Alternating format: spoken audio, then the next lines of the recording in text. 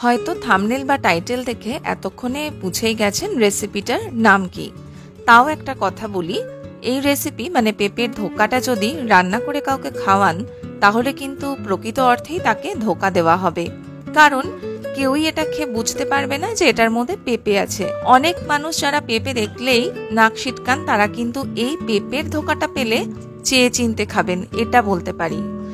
আর এটা বানানোর জন্য প্রথমেই যেটা লাগবে পেঁপে, একটা গোল নাদুস নুদুস পেঁপে নিয়ে নিয়েছি। আর কি কাণ্ড দেখুন, পেঁপেটা কাটার পর দেখছি মাঝখানে এটার কোনো বীজই নেই। এরকম কি হয় আপনাদের সঙ্গে কখনো হয়েছে? তাহলে পরে আমাকে না একটা কমেন্ট করে জানাবেন। আর হ্যাঁ, এই রেসিপিটা কিন্তু মারাত্মক খেতে হয়, তাই বলবো স্কিপ না করে পুরো রেসিপিটা সুন্দরভাবে দেখুন। অনেক ছোট ছোট টিপস অ্যান্ড ট্রিক্স আমি শেয়ার করেছি। আর এটা খেতে এই নিরামিষ দিনে অসাধারণ লাগে, কারণ রেসিপিটা কিন্তু পুরোপুরি নিরামিষ। আর এর জন্য পেঁপেটাকে আগে আমি হাফ করে কেটে নিয়ে এর খোসাটাকে ছাড়িয়ে নেব। আর পেঁপের ভেতরে যে এরকম একটা খসখসে ভাব থাকে সেটাও কিন্তু ছুরি দিয়ে চেঁচে ফেলে দিতে হবে। তারপর এগুলোকে যতটা সম্ভব একদম কুচি কুচি করে কেটে নেওয়া যায় সেরকম আমি ছুরি দিয়ে কেটে নিচ্ছি। শেপটা নিয়ে খেয়াল না রাখলেও হবে, কারণ এটার কিন্তু আমরা একটা পেস্ট বানাবো, তাই জন্য এরকম যতটা পারবেন একটু ছোট ছোট করে কেটে নেবেন, তাহলে পেস্টটা বানানোর সময় একদম স্মুথ পেস্ট তৈরি হবে, একটুও দানা দানা ভাব থাকবে না। পুরো পেঁপেটাকে এখানে আগে ছোট ছোট টুকরোতে কেটে নিলাম। একটা মিক্সির জারে এটাকে নিয়ে নিয়েছি। আর দেখুন এদিকে 1 কাপ পরিমাণ মটর ডাল আমি 2 ঘন্টা মতো ভিজিয়ে রেখেছিলাম, সেটাও নিয়ে নিলাম মিক্সির জারে পেঁপের সঙ্গেই। এরপর এর মধ্যে সামান্য একটু জল দিয়ে স্মুথ একটা পেস্ট করে নেব। পেস্টটা একদম স্মুথ যাতে হয় সেটা একটু খেয়াল রাখবেন। পেস্টটা করার পর একটা বাটিতে নিয়ে এর মধ্যে দিচ্ছি একে একে নুন, আদা কাঁচা লঙ্কার পেস্ট সামান্য, আর বাইন্ডিং এর জন্য দেব চালের গুঁড়ো 2 চামচ মতো। যদি চালের গুঁড়ো না থাকে সেক্ষেত্রে আপনি এর মধ্যে বেসনও ব্যবহার করতে পারেন বাইন্ডিং এর জন্য। আর এই চালের গুঁড়ো বা বেসন দেওয়ার পরে কিন্তু খুব ভালো করে এটাকে ফেটাবেন বা মিশিয়ে নেবেন, যাতে এর মধ্যে কোনো রকম ছোট ছোট লাম্পস বা দানা দানা ভাব না থাকে। এরপরে একটা কেক টিন নিয়ে তার মধ্যে সামান্য একটু তেল দিয়ে এটাকে ব্রাশ করে লাগিয়ে নিচ্ছি। তারপরে পুরো মিশ্রণটাকেই এর মধ্যে ঢেলে দেব। আর চামচ দিয়ে ওপরটাকে একটু সমান করে দিলাম। তবে এই কাজটা আপনারা যে কোনো বাটিতেও করতে পারেন, আমার কাছে কেক টিন ছিল বলে আমি কেক টিনে করলাম। কড়াইয়ে জল গরম হতে বসিয়েছিলাম, তার মধ্যে কেক টিনটা রেখে ঢাকা দিয়ে আধ ঘন্টা মতো এটাকে ভাপে রান্না করব। আর তারপরে পুরোপুরি ঠান্ডা হয়ে যাওয়ার পরে এটাকে বার করে নেব। তো কিভাবে বার করছি সেটা একটু খেয়াল রাখবেন। প্রথমে ছুরি দিয়ে চারপাশটাকে একটু ছাড়িয়ে নিলাম। তারপরে প্রথমে একদম মাঝখান থেকে সমান 2 ভাগে ভাগ করে, তারপরে আরো দুদিক দিয়ে 2টো ভাগ করে নিলাম। একদম চৌকো চৌকো শেপ করে, মানে যেরকম আর কি ধোকার শেপগুলো হয় সেরকম ভাবে কেটে নিচ্ছি। আর একটা মজার ব্যাপার কি বলুন তো, এই যে এই টুকরোগুলো মানে ধোকাগুলো দেখতে অনেকটা ধবধবে সাদা পনিরের মতো হয় বলে অনেকে আবার এটার নাম দিয়েছেন পেঁপের পনির। তো আপনাদের কোন নামটা ভাল লাগলো সেটা কিন্তু একটু জানাবেন। এরপর একটা বাটির মধ্যে কিছু গুঁড়ো মশলা, যেমন হলুদ গুঁড়ো, লঙ্কার গুঁড়ো, জিরে আর ধনের গুঁড়ো নিয়ে সামান্য পরিমাণ জল দিয়ে সেটাকে আগে মিশিয়ে নেব।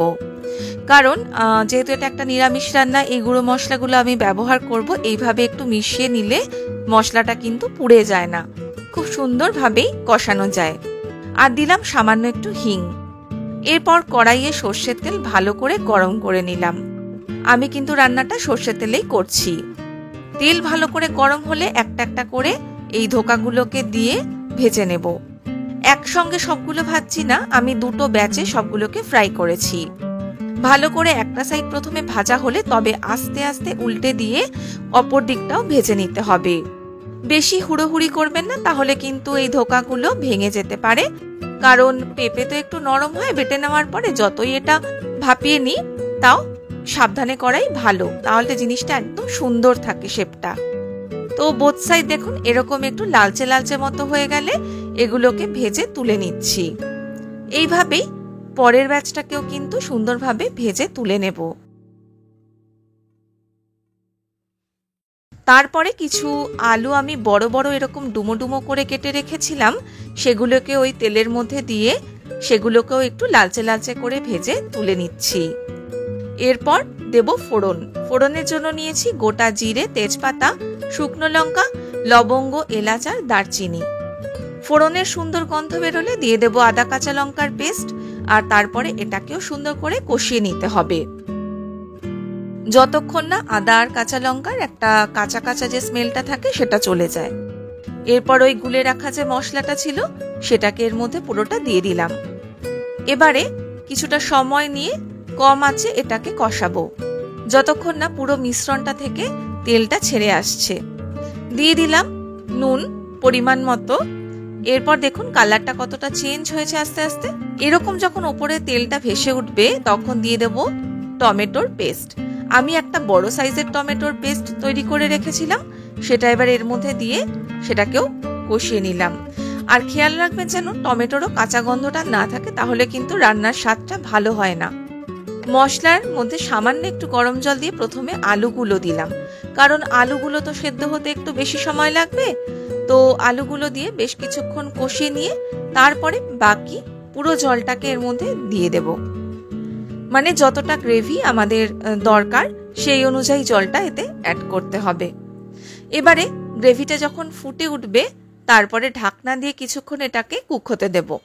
আলুটা পুরোপুরি সেদ্ধ হয়ে যাওয়ার পর ঢাকনাটা খুলে তারপরে ভেজে রাখা ধোকাগুলোকে এর মধ্যে দিয়ে দিলাম। কারণ ধোকাটা দেওয়ার পরে কিন্তু আর বেশিক্ষণ আমি এটাকে রান্না করতে পারবো না, তাহলে আবার এগুলো পুরো নরম তুলতুলে হয়ে যেতে পারে। তাই ধোকাটা দিয়ে জাস্ট একটু গ্রেভির মধ্যে এগুলোকে হালকা হাতে ডুবিয়ে দিচ্ছি। পুরোটা যখন ভালো মতো ফুটে উঠবে, মানে ধোকাগুলো ছেড়ে দেওয়ার পর গ্রেভিটা যখন পুরো ফুটে উঠবে, সামান্য একটু স্বাদ মতো চিনি এতে অ্যাড করলাম। আর দিয়ে দেব একটু ঘি, কারণ নিরামিষ রান্নার সঙ্গে কিন্তু চিনি আর ঘিটা খুব ভালো মতোই যায়। এরপরে পুরো জিনিসটাকে একটু জাস্ট ফুটিয়ে দিয়ে গ্যাসটা অফ করে দিলেই রেডি হয়ে যাবে দুর্দান্ত স্বাদের এই নিরামিষ পেঁপের ধোকা। যারা পেঁপে খেতে একদমই পছন্দ করেন না তারা কিন্তু অবশ্যই এই রেসিপিটাকে ট্রাই করতে পারেন। দারুণ স্বাদ আর তেমনই হেলদিও এটা। তো রেসিপি আপনাদের কেমন লাগলো আমাকে কিন্তু অবশ্যই জানাবেন, আর ভালো লাগলে আমার চ্যানেল দা বং বেগুনিকে সাবস্ক্রাইব করে পাশে থাকার অনুরোধ রইল। ধন্যবাদ।